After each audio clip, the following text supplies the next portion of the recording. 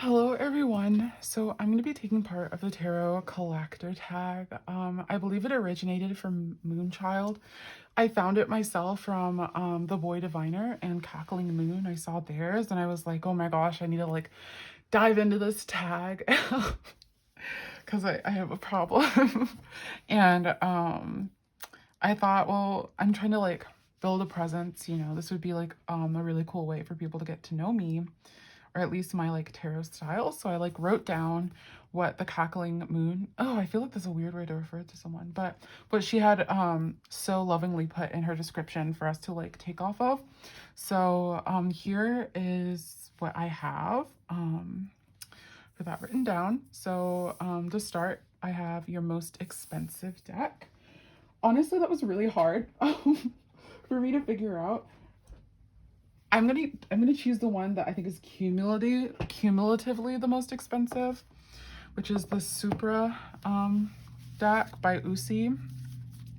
I love Uzi so much. This is my only deck that I have from them, and it's because they're so dang expensive. It's really hard for me to justify having to buy two separate entities. So I think this deck itself is $45, $50, and then the book that goes with it is like $30. So cumulatively, I think it's like $100 something that I paid for this, and I did it very like spread out. If that makes any sense. And I've had this for a while, if you can't tell by like the wear, but oh, wrong side. So I used to use this without the book. And I really want the Materia Prima one, actually, if I'm completely honest. Is that? Okay.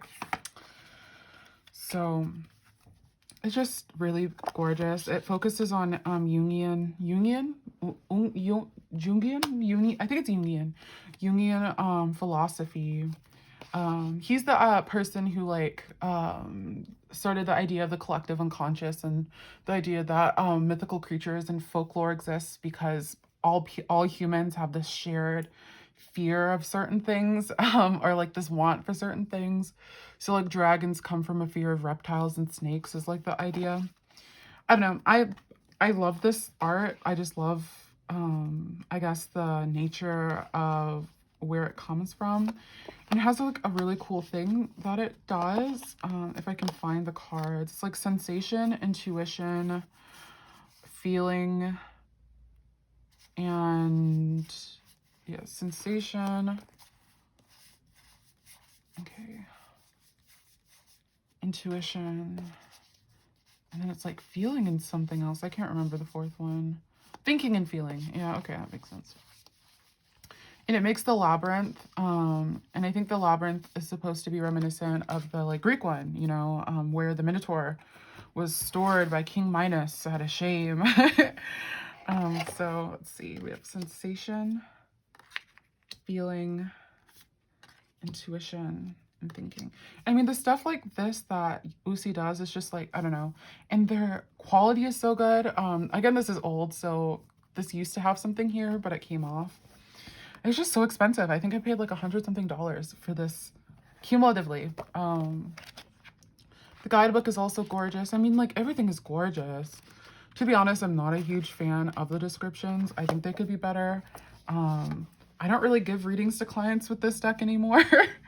I'll like do it for friends, or if I feel like I'm called to specifically, I'll like do it. But I feel like this is more if you have to do shadow work or like do some introspection or something. It's like a really good deck for that. And it shuffles like a dream. The card stock is amazing. Uzi just does it. Wow, it's just like you definitely get what you pay for sort of situation. Oh my gosh, I forgot my least expensive one. Well, I know what it is offhand. I think I paid no. Oh my gosh, no, my least expensive one was given to me for free. Also one of the ones I don't think anyone else would have. Okay, so we're on number 2, your least expensive one, and this is also going to fill partly for another one. So this is technically not a tarot deck. This is a playing card deck, and it has an interesting story. I worked at a nonprofit, and one of the people I worked with was a evangelical preacher, or not preacher, missionary. He was, you know, very, very Christian. And I had ordered a card deck, and I didn't really want to like discuss what the card deck was at the time. So I was just like, yeah, I like cards. I just ordered some cards. And he was like, oh, well, I was, you know, a missionary, and my mission is mostly in Italy. I have this card deck if you would like it. And I was like, oh my gosh, that'd be amazing.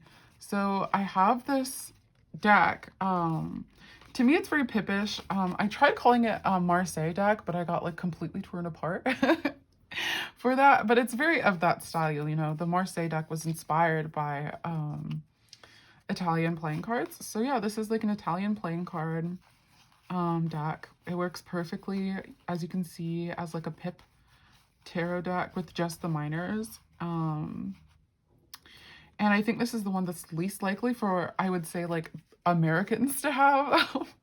I don't really have any like super rare decks, if I'm completely honest with you.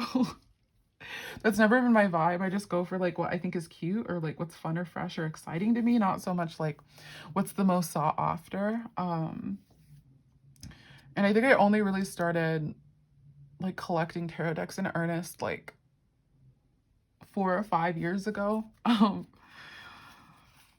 I've been using tarot for about 10, but so yeah, it's very pretty, you know, it for what it is. It shuffles pretty well. I'm pretty sure it's like what, $5 in Italy or €5. I don't think it has a price on it, but this is my cheapest one for free, ironically, from a preacher who gave it to me under I didn't lie to him. I just said cards. So that's my tale of how I got a tarot deck from that.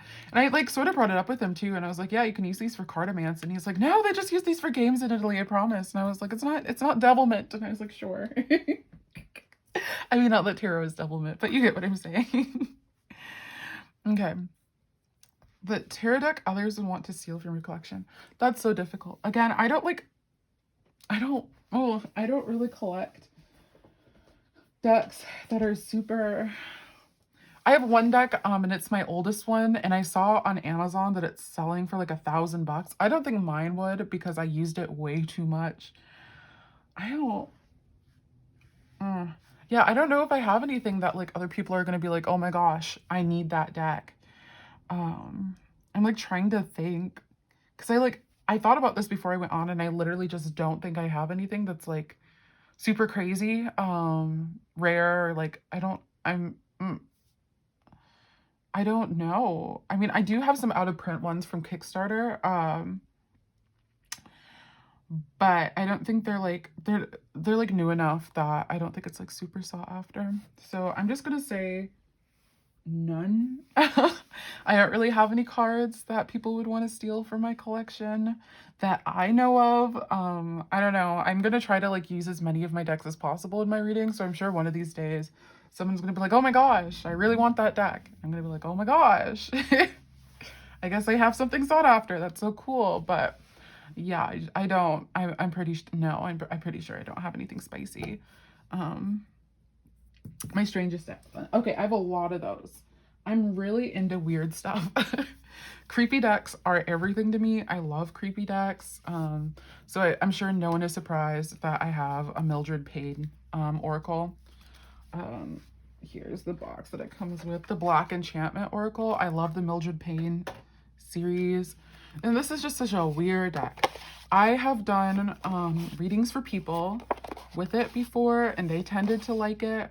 I don't know, it's strange, but like in a good way. I always find it difficult to do reversals with it just because of how, like, shuffling it, it's great cardstock, don't get me wrong, it's amazing cardstock, but shuffling it is just so,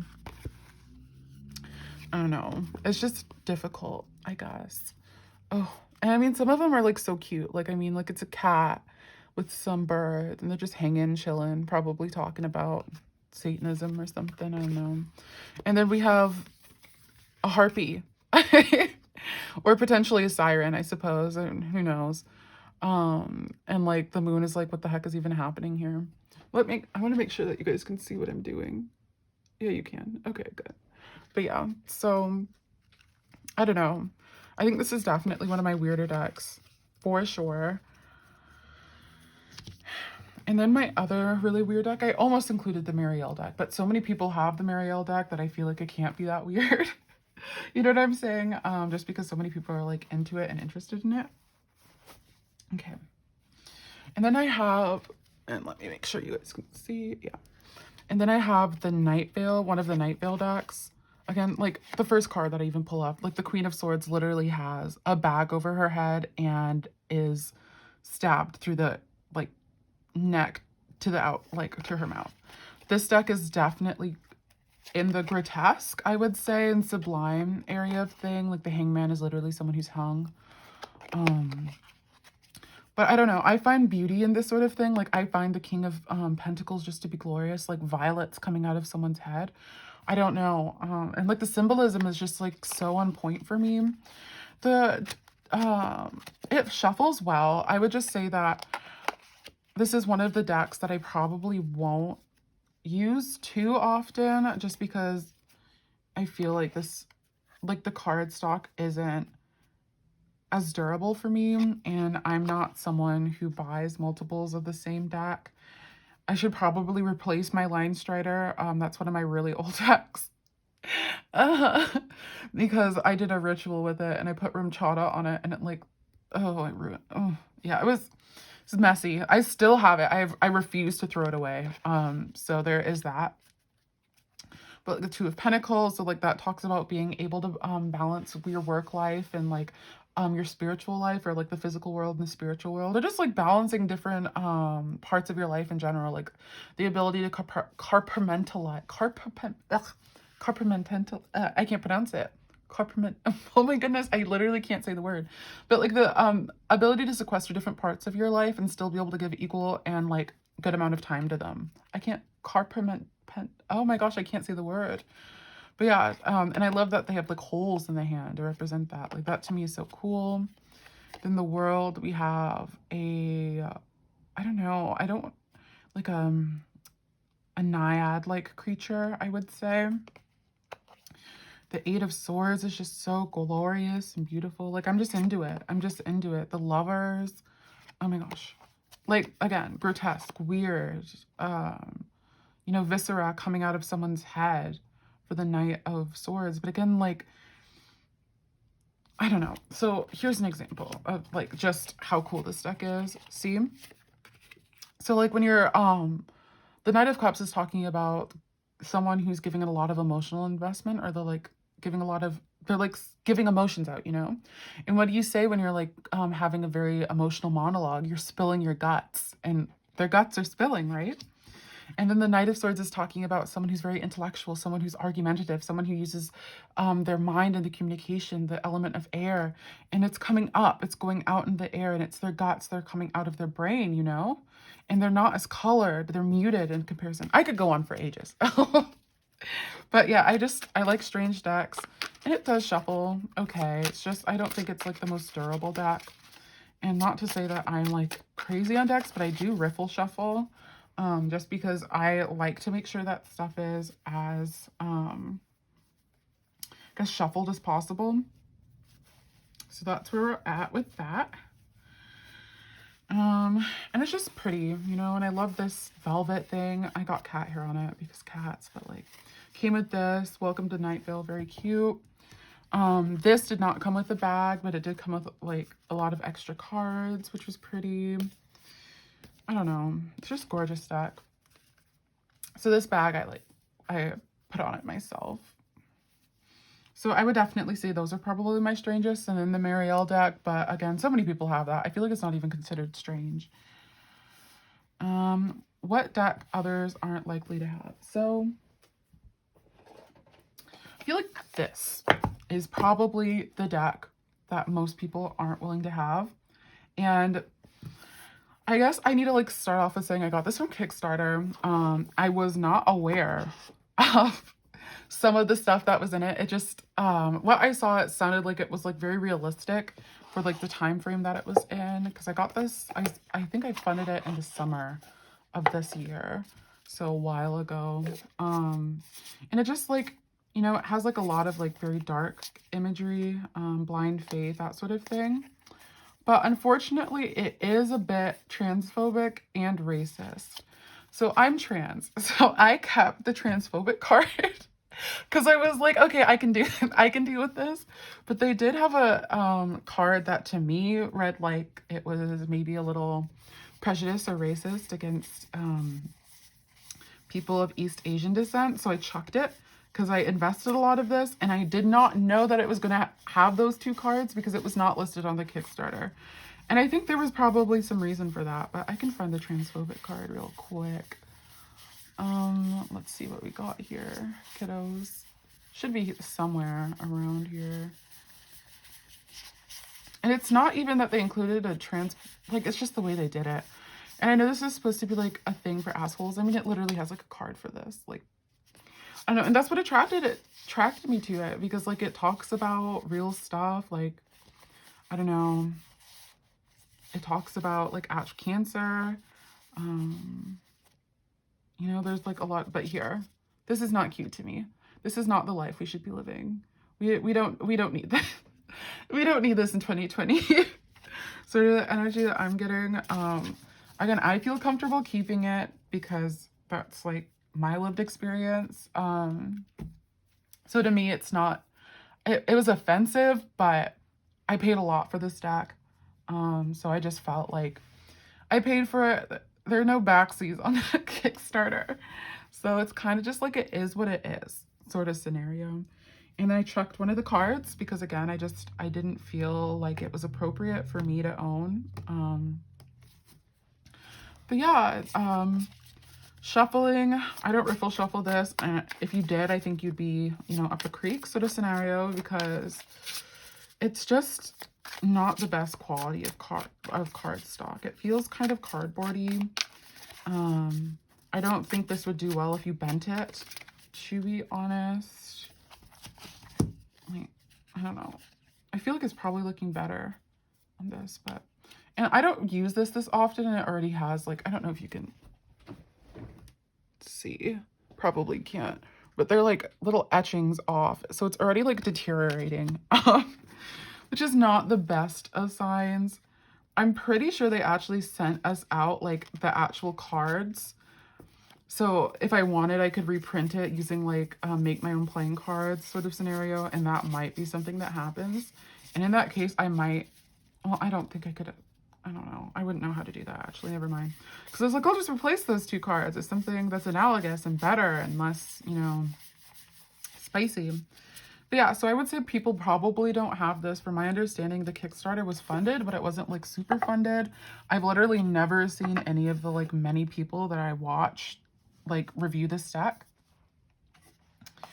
So yeah, that's where I'm at with that. I don't think many people are likely to have that. I was also going to include the Italian deck because I think for Americans, it's pretty unlikely that you're going to have like a random playing card deck, but like the world at large, I think this is probably like the most unlikely deck that people would have, and probably for good reason. Okay, my oldest deck. So this is the oldest tarot deck I have. I had like a sort of oracle deck that my mom gave me when I was very, very young. It was like unintentional on her part. She gave me this book. I don't know if any of you guys would know about it, but it was like a wizarding book. It was a fake grimoire basically, and it had a deck of 4 different oracle cards, and it had like 4 different sides to it. So I think cumulatively 4 times 8, 32, right? No, 16, because it was 4, yeah, 16. Oh, could tell math is not my strong suit. But yeah, so it had 16 different variations on it, so very small. This is the actual first tarot deck I got. As you can probably tell, she's old. This is not thriving right there. The box is like decrepit. Can see that this has been heavily used. This for a while was like the only deck I would use to read people, and I had another deck. I just thought it was ugly. If I'm completely honest. And I'm pretty sure a friend like took it or something like that. So I don't even have it anymore. It was like the mystical animal deck or something like that. I ended up literally reordering it in a huge haul that I'm going to do a video on because I was the sentimental value of it. But as you can probably tell, this deck has been used. I've had this deck since I think it would have been sophomore year of high school, and I graduated college. So if that gives you any indication of how old this deck is, I know in like some people's time frames that's not long, but I'm like 22, so to me this is like, I've had this deck for a very, very long time. She's important to me. I used to take her everywhere with me, obviously in the box, which was not a good idea. I should have had bags. And this is like a variation of the Rider-Waite, so it's probably is a poor deck to like start with. Because it's like Maiden of Earth instead of like the Page of Pentacles or whatever. Three of Fire. Like the meanings aren't even analogous. This is its own different system. It's based on Wicca, if I remember correctly. Like this is Venus and this is talking about attraction, whereas in like the Rider-Waite Three of Wands is talking about like business ventures generally, or like waiting for something to come in, like waiting for your ships to come in. And I mean some of them are the same. Like we have the World here, which is the same, but a lot of them aren't. Like a lot of the majors, instead of what they are in the actual deck, are Wiccan holidays. So my family has like pagan influences just because of like the country we're from originally. So but it's not something you like talk about. I don't know if this is similar for a lot of other different colonized nations, but like a lot of the times indigenous practices are still there, but they're like heavily glossed over by things. So when I first started trying to get into stuff, because my grandma was not about wanting me to be into it, because like seen as like a avenue of last resort, not so much as like Americans or Westerners kind of see it, as more of something that's like, oh, this is something you incorporate into your daily life and you're like, you do whatever. Like, no, this is like something that you do like if, for example, you're part of slavery, which was definitely something my ancestors went through. You get like the slave master to stop harassing you sexually, sort of vibe, or like to get money because you're dying, sort of energy. And you need someone to pay for your bills, or you want to heal a family member. And I think it's not to get into the part, because this is supposed to be a tarot thing, but so I digress back to this. I was like trying to find different like systems of magic that I could work in, and Wicca I think is like the easiest and most accessible. So I was like, let's do it. It says witchcraft deck. I don't know much about Western witchery. Let's see what's going on here. And I kind of got obsessed with it. I learned the system. I still know the system to this day. And I'm in love with it. It's ancient. She's weathered. That is for dang sure. She's also beautiful, and there aren't really many negative cards in here so much. Like there are literally two cards that are like, you know the answer, don't ask. Like this is one of the cards. It's just like, you know, and I have the sister deck to this as well, but she's much younger. Got her much later. So like Lammas I think is very interesting. I like it. I think it's like Luxa too. My Wicca, I haven't been interested in Wicca since high school, since I like brought it up with my grandma. She's like, girl, don't do that. No. If you're really about that life, let's just see what we got here kind of scenario. So, and I think that's kind of when I fell out of love with this deck. But I don't know. I've done so many like peak readings for myself with this. I like predicted the end of a friendship. It was just, I don't know. And it incorporates some other stuff. Like this is supposed to represent the Tao Te Ching, which is Tao Te Ching. Oh, could be pronounced. I could be butchering that. But that's like a Chinese version of divination, fortune telling. So yeah, this is my oldest deck. We love her. I don't know, love her so much. She's like fun, fresh, and exciting, and oh my goodness. I don't know what I'd do without her. She's a lot of emotional value to me. Yeah. So, oops, she popped out. There we go. I don't know. I don't know why I'm using pronouns to represent my deck, but there we go. I love the art too. That was the main reason I got it. I literally got that deck with my first ever like major paycheck in high school. So that gives you any indication. And then my newest deck is the traditional manga tarot. I've been using this religiously since I got it, which is 2 or 3 days ago. Just like making up reasons to do readings, basically. And I don't know, it's gorgeous. And I find this deck to be, I don't know if any other tarot readers have like a similar, I guess, a similar like experience, but I found like the more chibi or like the cuter a deck is, or the more childlike it is, the ruder it is. Like this deck does not hold back at all. It will just tell you. It just doesn't care. And the Star Spinner deck is exactly the same way. All my super cute decks like will just hit you with the truth. They do not care. They're just like, whatever, deal with it.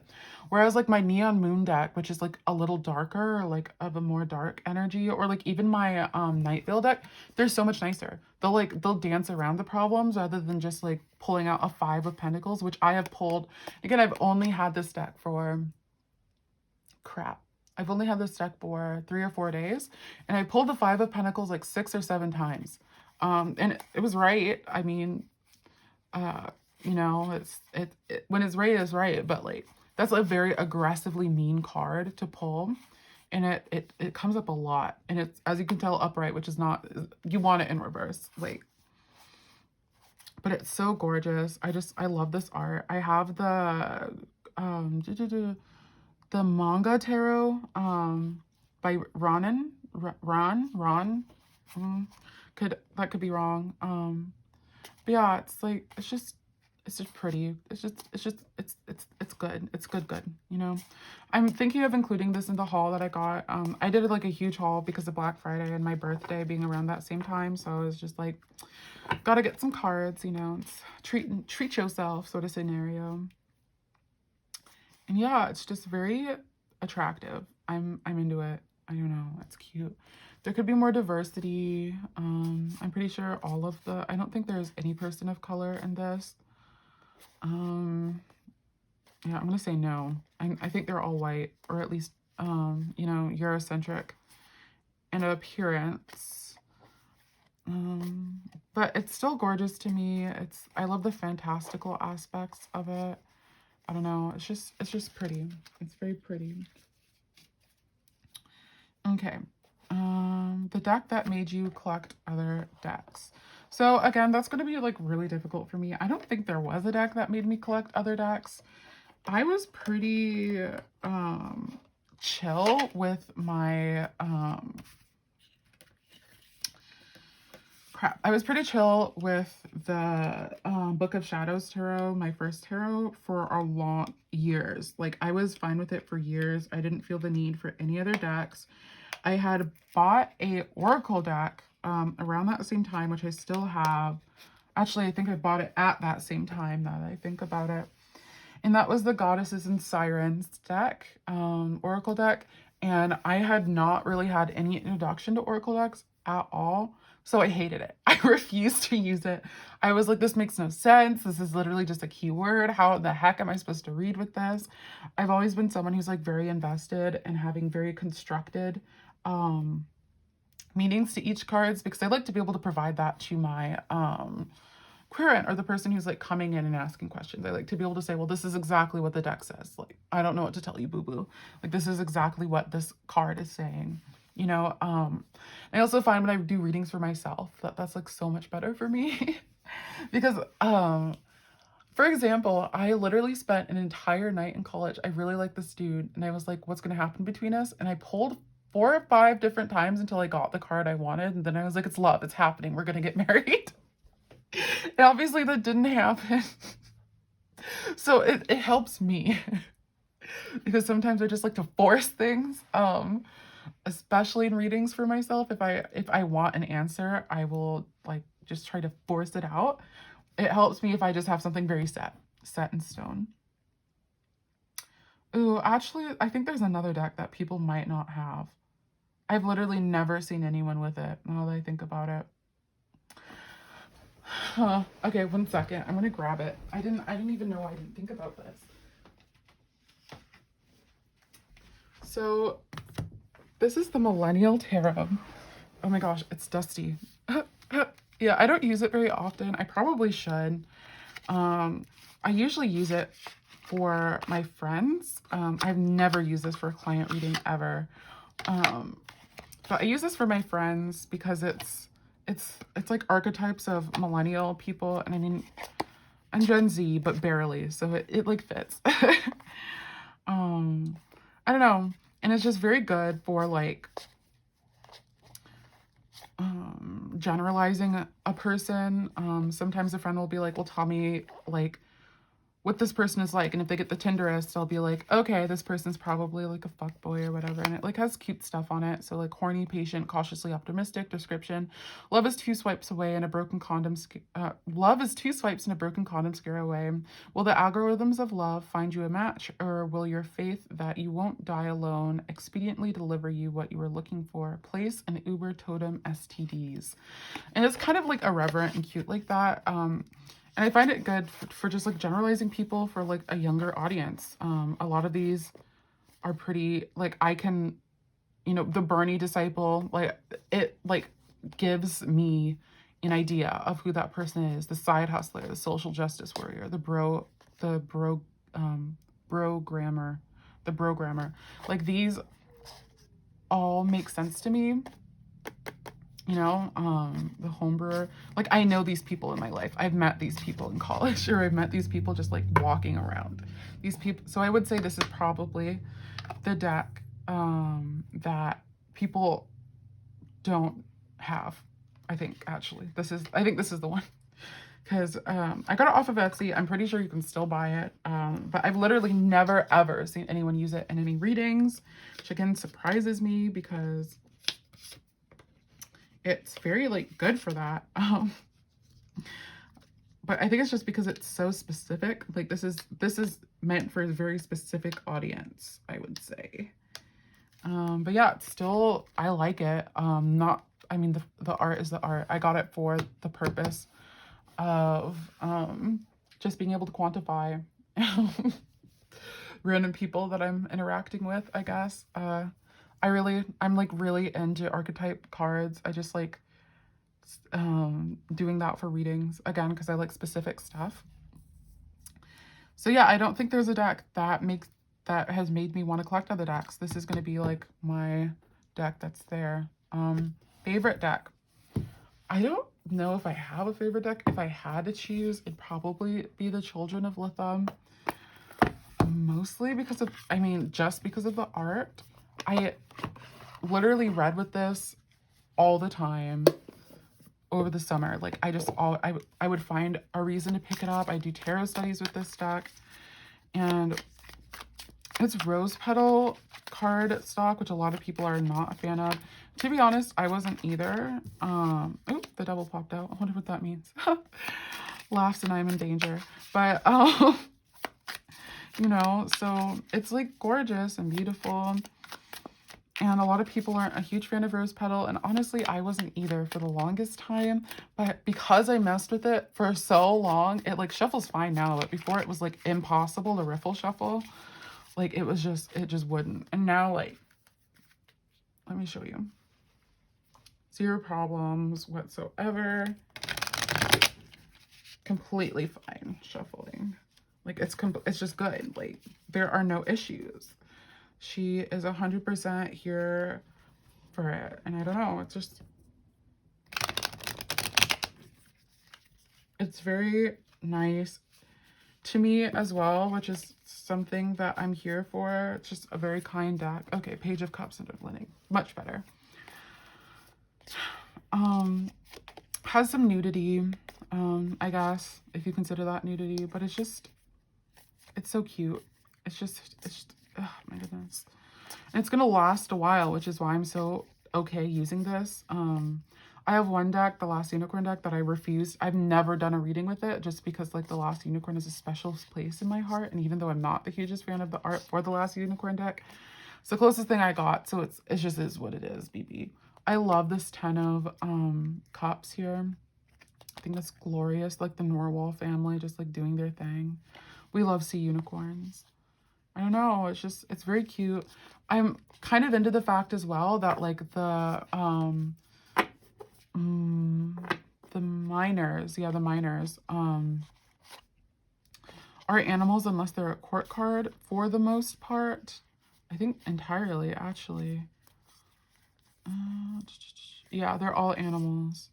And I think it works. It's beautiful. I love it. And I love the art for the courts. It's just, I just love this art. I love how sturdy this is. I feel like this will survive time, you know? That magician is so gorgeous. And I don't know, we're gonna have to see if this can stand up to the Lubunko. I don't know. I might insert it. We'll see. We'll see how I'm feeling on editing. Right now I'm having issues with it. So, but yeah. The Lubunko was a Lubunko. Oh my goodness, I'm probably butchering it. But it was a Kickstarter one, and I feel like the vibes are very similar. I think the Lubunko is like the darker version of the Children of Litha. And I generally gravitate towards like the darker decks, if you hadn't noticed. And like aesthetically. So yeah, I don't know. It's just a pretty deck. It gives me everything that I need, everything that I'm asking for, everything that I want. Oh my gosh, the Four of Pentacles. It's so cute. They're poly, you know. I love it. It's nice. It's nice. I love the representation. Yeah, Lugsa. I was right. Oh my gosh. I'm happy I remembered that. And then it has the Wiccan or Western European Wheel of the Year. I'm not going to say Pagan because Pagan isn't just like European. But yeah. So this is where we're at. I don't know. I find it to be just beautiful. It lasts a long time. The world is glorious, beautiful, gorgeous. It's amazing. It's just, oh my goodness. And now that I have her broken in, she shuffles really well. Let's see if we can get a card to pop out. I don't usually shuffle like this, and I haven't. Oop. I don't usually shuffle like this, but yeah. See, very cute. Cards pop out wonderfully. Lack of balance and manifestation. I definitely understand that. I need to be doing other bits of my life, but I'm focusing on the stuff that makes me feel good. So it's very like nice too. And again, I think it's because it's a lighter deck, but so yeah, these are my favorite decks. And it comes with like a cute little guidebook too. All of them have like little poems. So, to work or to play, to be young and then old, one can't always be timid, nor one can always be bold. So I think that's cute. Imbalance, feeling to multitask, overwhelmed, over the edge, neglecting family or work, or vice versa, missed opportunity. So I think that's really cute. And then we can do the Magician. To create or to destroy, to build a tool or make a toy, to master one or take them all, to bend and yield or to stand tall, to covet and keep or share and be merry, my questions are burdens that I alone must carry. Skill, gaining experience, action, experimentation, power, resourcefulness, concentration, intelligence, logic, influence, willpower, and academic success. So that's the guidebook for you. I hope this was fun. I think it was a little disorganized, but I'm a little disorganized. So I hope this like gave you some insight into who I am as a person and like what I'm down for and whatnot, and like the vibes that I generally carry through with the cards that I buy and allow into my collection. And I hope this was helpful. So again, this is a video response to Moonchild Tarot. I did not come up with this. I got this from, I literally got the questions from a different YouTube reader, tarot person. So I'm in no way taking credit for this. This is just a response. Very happy that this is out there for people, especially like new people like myself, to use to like, you know, put out there and put out my experience with decks and whatnot. So thank you so much.